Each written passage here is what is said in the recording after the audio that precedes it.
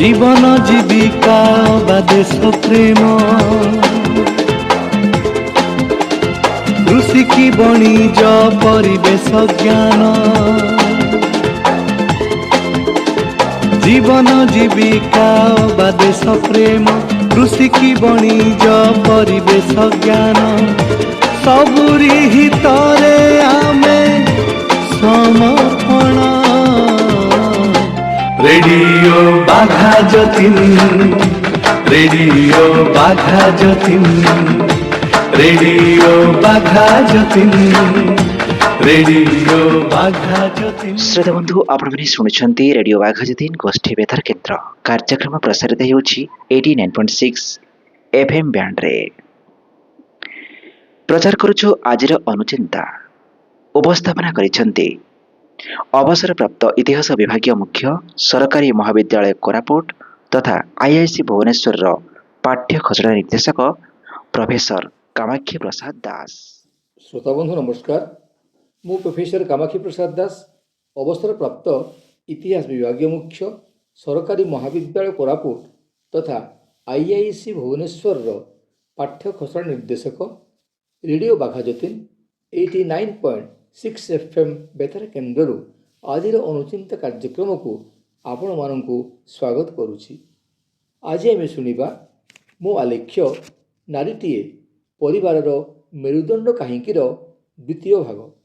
ବନ୍ଧୁଗଣ, ଏକ ଦାୟିତ୍ୱ ସମ୍ପନ୍ନ କର୍ତ୍ତବ୍ୟନିଷ୍ଠ ନାରୀ ନିଜର ସମସ୍ତ ସାଂସାରିକ ଦାୟିତ୍ୱ ସମାପନ ବ୍ୟତିରେକେ ପରିବାରର ଆର୍ଥିକ ବୋଝକୁ ହ୍ରାସ କରିବା ନିମିତ୍ତ ନିଜ ମଧ୍ୟରେ ଥିବା ଦକ୍ଷତାର ସଦୁପଯୋଗ କରି ପାରିବାରିକ ତଥା ଜାତୀୟ ଅର୍ଥନୀତିକୁ ସମୃଦ୍ଧ କରିଥାଏ।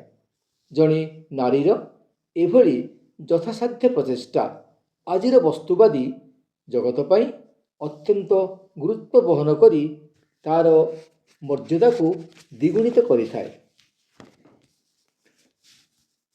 ପୁନଶ୍ଚ ଜଣେ ନାରୀ ମଧ୍ୟରେ ଥିବା ବୌଦ୍ଧିକ ସତ୍ତା, କାର୍ଯ୍ୟଦକ୍ଷତା, କର୍ମକୁଶଳତା, ପରିଚାଳନାଗତ କୌଶଳ, ସମସ୍ୟା ସମାଧାନର ବୁଦ୍ଧିମତା, ପରିବାର ମଧ୍ୟରେ ସୌହାର୍ଦ୍ଦ୍ୟ ପ୍ରତିଷ୍ଠା କରିବାର କଳା ପ୍ରଭୃତି ନିହିତ ଥିବା କାରଣରୁ ସେ ପରିବାରର ଏକ ନିର୍ମାଣ ସ୍ତମ୍ଭ କହିଲେ ଅତ୍ୟୁକ୍ତି ହେବ ନାହିଁ।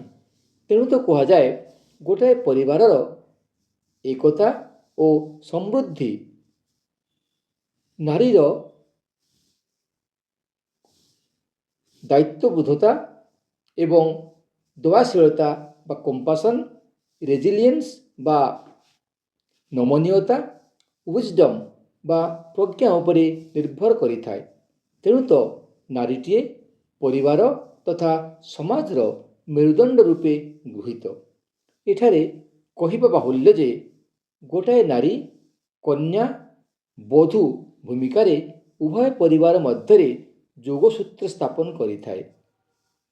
ନାରୀ ମନର କରୁଣା ଭାବ ବା କମ୍ପାସନ୍, ନମନୀୟତା ବା ରେଜିଲିଏନ୍ସ ଏବଂ ପ୍ରଜ୍ଞା ବା ୱିଜଡମ୍ ଉଭୟ ପରିବାର ମଧ୍ୟରେ ଯୋଗସୂତ୍ର ସ୍ଥାପନ କରିବା ବେଳେ ତିନୋଟି ସ୍ତମ୍ଭ ରୂପେ କାର୍ଯ୍ୟ କରିଥାନ୍ତି। ଉଭୟ ପରିବାର ମଧ୍ୟରେ ଏକ ସଂଯୋଗ ସେତୁ ହୋଇ କାର୍ଯ୍ୟ କରିବା ସମୟରେ ଜଣେ ନାରୀର ପବିତ୍ର ପ୍ରେମ, ଜୀବନର ମୂଲ୍ୟବୋଧ ଏବଂ ଉଭୟ ପରିବାରର ସଦସ୍ୟମାନଙ୍କ ପ୍ରତି ଦାୟିତ୍ୱବୋଧତା ନାରୀକୁ ତା'ର ମହନୀୟତାକୁ ପ୍ରତିପାଦନ କରିବା ପାଇଁ ସୁଯୋଗ ଦେଇଥାଏ ଏବଂ ନାରୀକୁ ଏକ ସ୍ୱତନ୍ତ୍ର ପରିଚୟର ଅଧିକାରିଣୀ କରି ଗଢ଼ି ତୋଳିଥାଏ। ଏଠାରେ କହିବା ବାହୁଲ୍ୟ ଯେ ନାରୀଟିଏ ବଧୂ ଭୂମିକାରେ ଅବତୀର୍ଣ୍ଣ ହେବା ପରେ ତା ମଧ୍ୟରେ ନିହିତ ଥିବା ଭାବାତ୍ମକ ଶକ୍ତି, ଧୈର୍ଯ୍ୟଶୀଳତା ଓ ପ୍ରଜ୍ଞା ଉଭୟ ପରିବାର ମଧ୍ୟରେ ସନ୍ତୁଳନ ରକ୍ଷା କରିବା ପାଇଁ ସାହାଯ୍ୟ କରିଥାଏ। ନିଜ ପିତ୍ରାଳୟ ତଥା ପରିବାରକୁ ଯଥାର୍ଥ ସମ୍ମାନ ପ୍ରଦର୍ଶନ କରି ପିତ୍ରାଳୟରୁ ଆହରଣ କରିଥିବା ଜୀବନର ସମସ୍ତ ମୂଲ୍ୟବୋଧକୁ ନାରୀଟିଏ ଶ୍ୱଶୁରାଳୟରେ ବାସ୍ତବ ଜୀବନରେ ପ୍ରୟୋଗ କରି ପ୍ରତ୍ୟେକଙ୍କର ମନକୁ ଜିଣିବା ନିମିତ୍ତ ପ୍ରଚେଷ୍ଟା କରିଥାଏ। ଅନ୍ୟ ପକ୍ଷରେ ଶ୍ୱଶୁରାଳୟରେ ପରିବାରର ସଦସ୍ୟମାନଙ୍କୁ ସମ ପରିମାଣର ସମ୍ମାନ ପ୍ରଦର୍ଶନ କରି ପ୍ରଶଂସା ସାଉଁଟିଥାଏ। ଏହି ସନ୍ତୁଳନର ତିନୋଟି ସୋପାନ ଉପଯୁକ୍ତ ବୁଝାମଣା, ଭାବ ବିନିମୟ କଳା ଓ କର୍ତ୍ତବ୍ୟନିଷ୍ଠତା।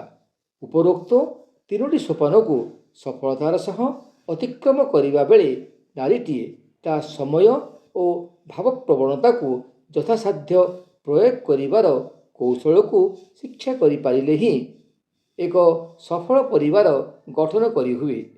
କାରଣ ଜଣେ ନାରୀ ପାଇଁ ଉଭୟ ପରିବାର ସମ ଗୁରୁତ୍ୱ ବହନ କରିଥାଏ।